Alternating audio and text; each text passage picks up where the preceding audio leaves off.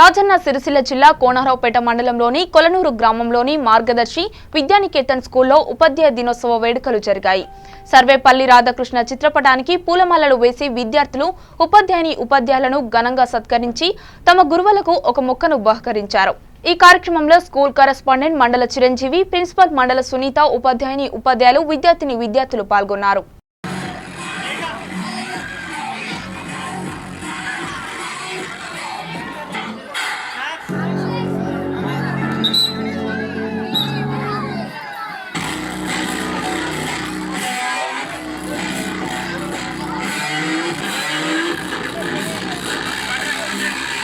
ముందుగా అందరికీ ఉపాధ్యాయ దినోత్సవ శుభాకాంక్షలు తెలియజేస్తున్నాను.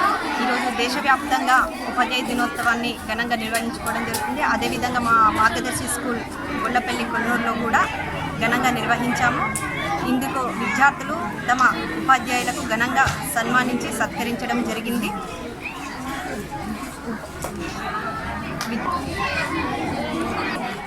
ప్రతిరోజు మనం గురువులను పూజిస్తుంటాం.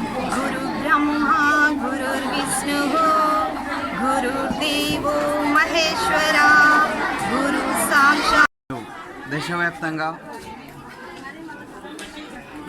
డాక్టర్ సర్వేపల్లి రాధాకృష్ణన్ గారి జన్మదినాన్ని పురస్కరించుకొని ప్రతి పాఠశాలలోనూ ఈ యొక్క కార్యక్రమాన్ని నిర్వహించుకుంటాం. డాక్టర్ సర్వేపల్లి గారు తాను అనేక హోదాలు, రాష్ట్రపతిగా, శాస్త్రవేత్తగా మూల్యాలను చెల్లించి వివిధ సేవలను గుర్తించినటువంటి అభ్యర్థనగాను ఈ తేదీన గురు పూజోత్సవం జరుపుకుంటాం. గురువును గురుతర బాధ్యతగా గౌరవించాల్సినటువంటి బాధ్యత నేటి తరమైనటువంటి విద్యార్థులపైన ఎంతగానో ఉంది. గురువు అనేది అజ్ఞాన అంధకారాన్ని పోగొట్టేటువంటి విశిష్టమైనటువంటి స్థానం.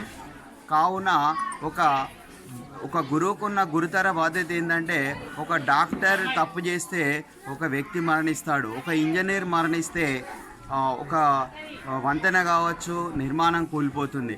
కానీ ఒక ఉపాధ్యాయుడు పొరపాటు చేస్తే వ్యవస్థ అంతా కుంటుపడుతుంది. కాబట్టి వ్యవస్థను గాడిలో నడిపేటువంటి గురుతర